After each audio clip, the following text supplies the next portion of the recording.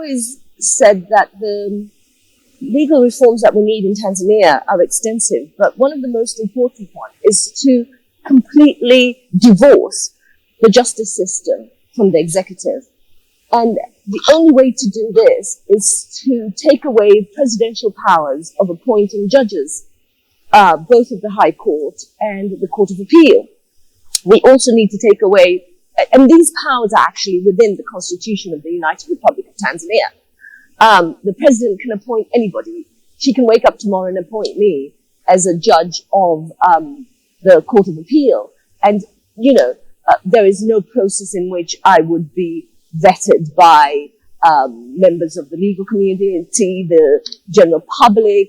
There is a vetting system, but I think the vetting system is done by the security services, and it is entirely based on their perception of your loyalty to the ruling party. It has nothing to do with your ability, capabilities, or your loyalty to the United Republic of Tanzania, which of course we have to accept is different from loyalty to the ruling party.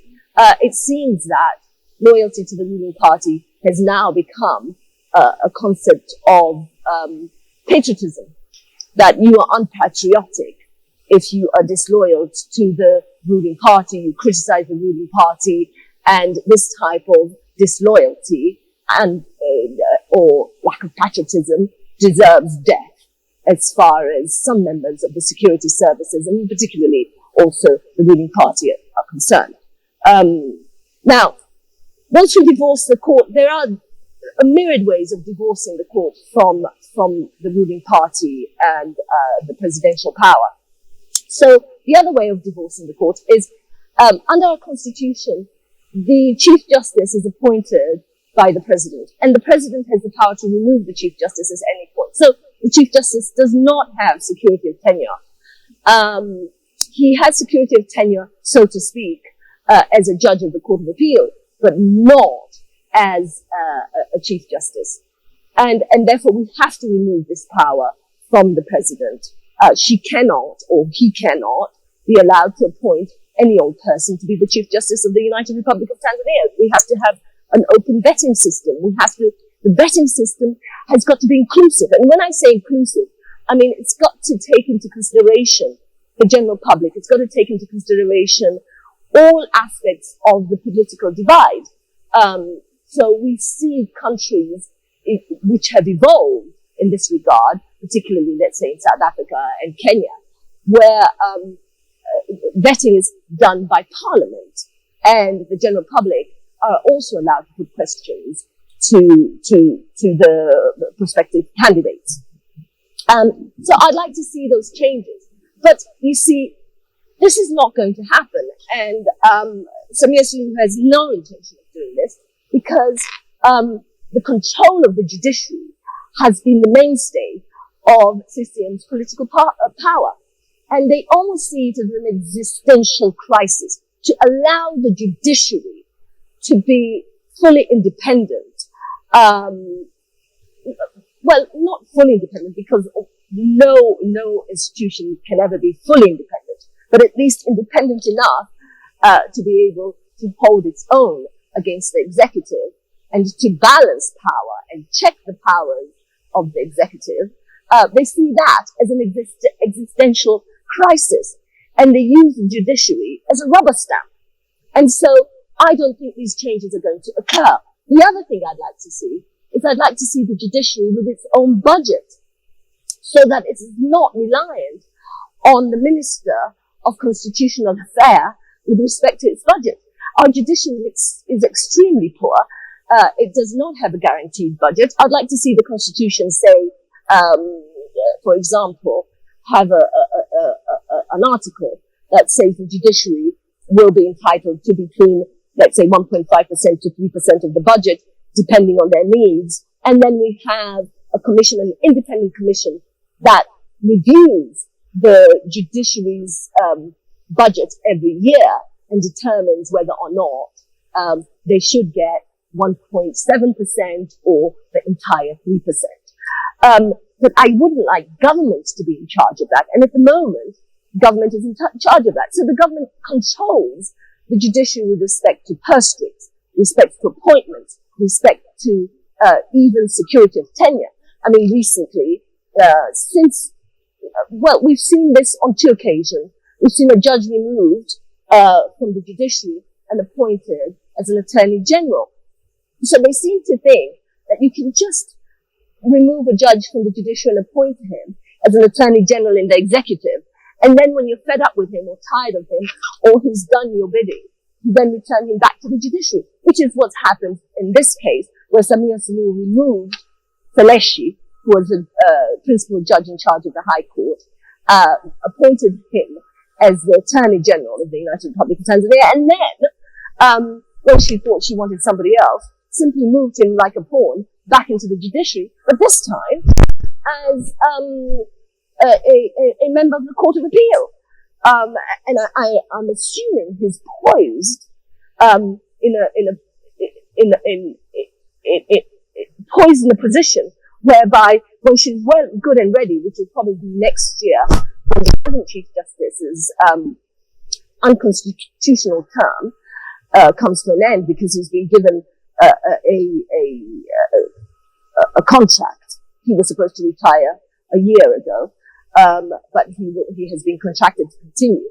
I'm assuming, of course, that Feleshi is poised to take over his position as Chief Justice. Now, this type of maneuver creates fealty, creates loyalty to the president, whereby if Feleshi becomes the Chief Justice of the United Republic, is a poor excuse. I don't believe that there are people within the party, within CCM, who are suggesting that the president should unleash the security services on opposition members, and this should be a strategy, a CCM strategy. What I do see is whenever you see the president changing her men, and I say that advisedly, changes, you see an impact with the way people behave. So, Kinana goes, we get a new DGIS, Director of Intelligence Service, Director General of Intelligence Service, and operations begin. So, it's almost like, as somebody viewing this from the outside, it's almost like she's choosing the men who are going to do the job for her, the job she wants done for her.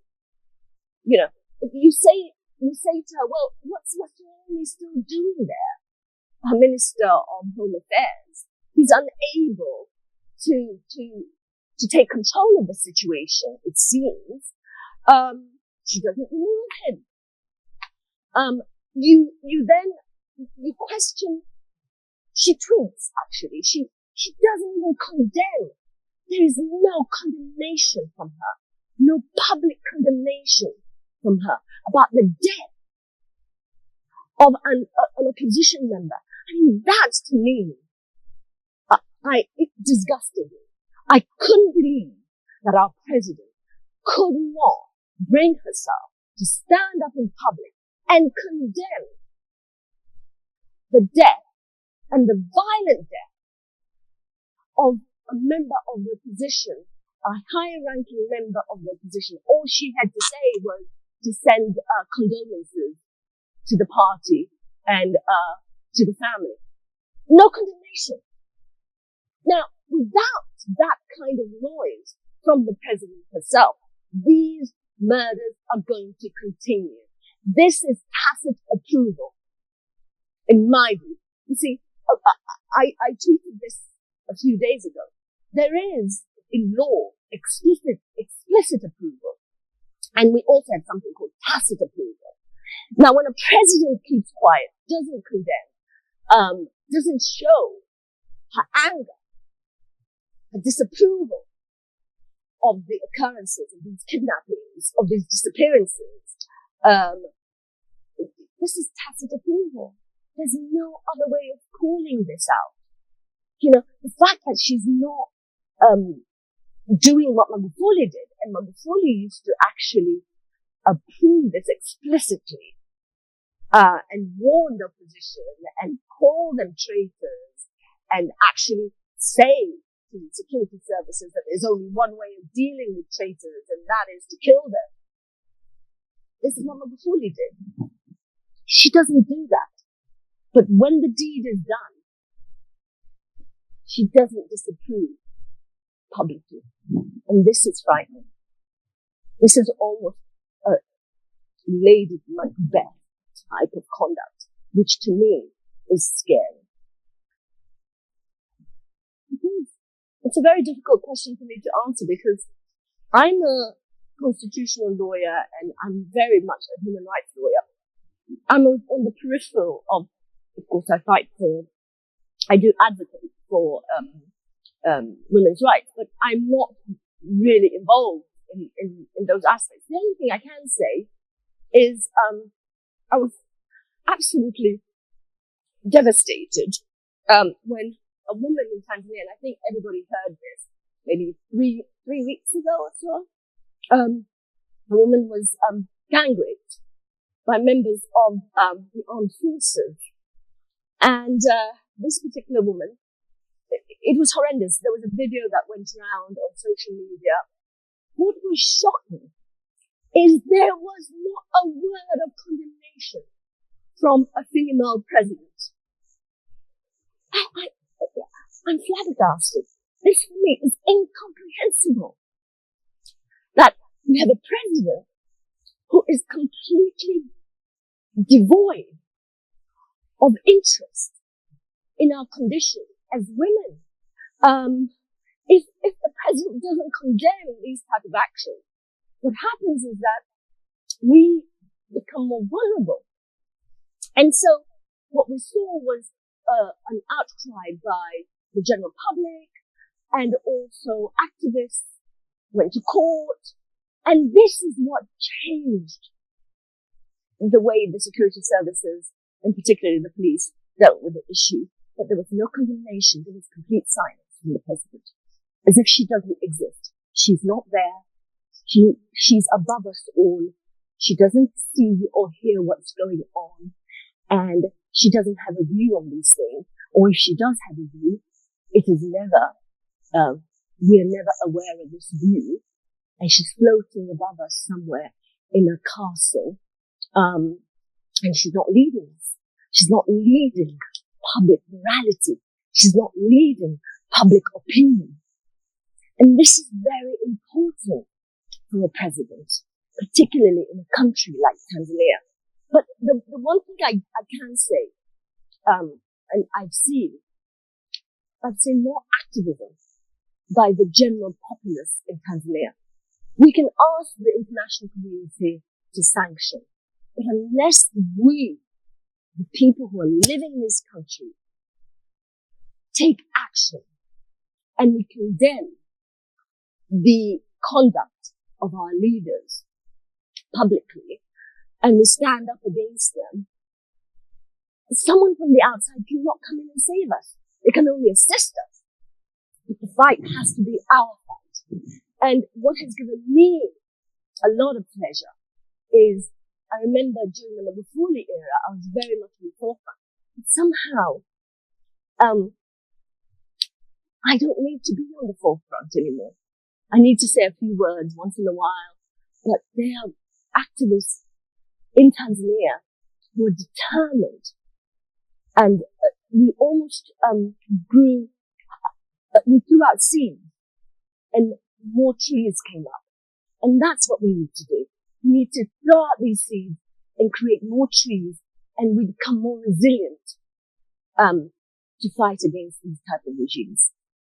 I think we have to distinguish between my criticism of Tundu, who's actually a good friend of mine, and my support for Samia. I can criticize Tundu on certain things and still not support Samia. But it doesn't mean that when I criticize Tundu when he acts in a certain way, that I am necessarily supporting Samia. I have to say, though, I've not been as outrightly critical of Samia as I was with Magufuli. Because Samia plays it differently. And she, I don't know, maybe I have a soft spot for her because she's a woman, and maybe you are right that I have a soft spot for her because I see in her, another Zanzibari. I don't know. This is something that it would take, maybe 2 or 3 sessions with my counselor to unpack. I don't know. But for the moment, what I can say is, I cannot abide violence. I cannot abide abuse of power. And I don't care whether it is Samia Suluhu or Suluhu Samia. It doesn't matter to me. She stepped over a mark. She stepped over the Rubicon. You do not go about. Deaths are occurring around you. No condemnation from you. And all you give us is, you tell the police to investigate themselves. Really? This is unacceptable to me. This is the very reason why I stepped out. I had a very successful career as a private lawyer, but I had had enough. I couldn't stand the death and destruction that was going on around me, which was directly linked to the Magufuli regime. And I cannot abide death and destruction going on around me, which is directly linked to Samia Suluhu's regime. I don't care who she is. She could come from, the village from Malindi in Zanzibar, where my mother comes from, and she could have played with my mother. It would make no difference to me. So please rest assured that I am still the same Fatma Karume. These sort of things just make me feel sick to the bottom of my stomach, to the pit of my stomach. And whatever dispensation I gave Samia, I didn't give it to her when she arrested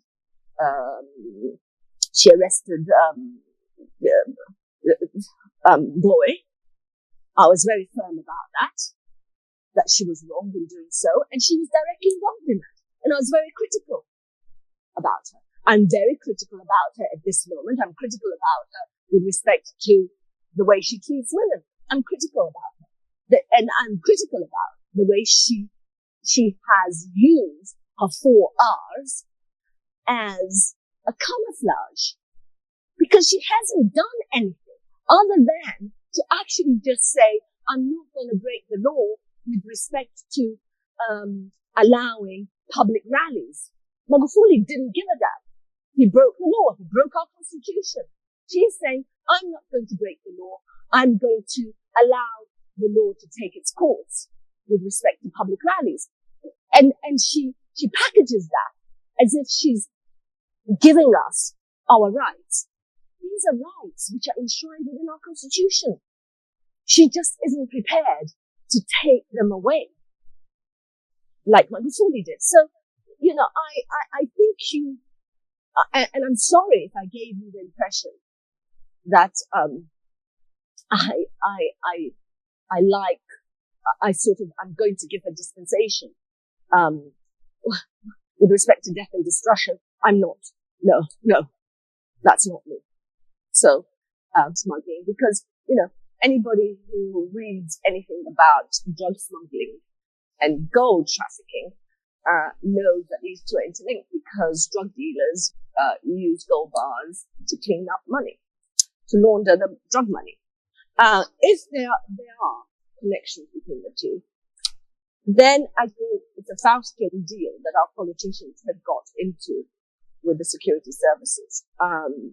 That the security services keep them in power in exchange for the security services running their little games.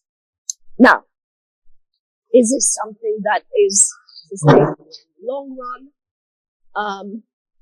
It's going to damage our community completely if this is happening, because I think, anybody who's read history, particularly recent history, political history of Mexico, knows what happened to Mexico and how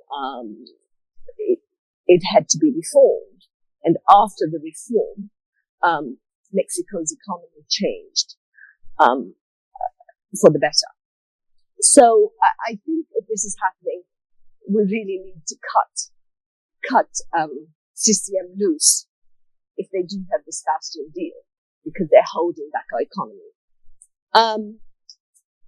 However, it is something I think also the international community have got to take into consideration. I mean, we can't, if the international community is aware of these things going on, they need to sanction members of the security services involved in gold smuggling and the use of gold to clean dirty money. We cannot do this on a political level. The people of Tanzania, you can't ask the people of Tanzania to vote out CCM because there's a general who's using gold to launder drug money, for example. It's too far removed from them. These are, I think I kind of was talking about specific sanctions. This needs to be done. They need to be sanctioned specifically. So those are just my thoughts on, that Faustian deal, the alleged Faustian deal between, CCM and the security services.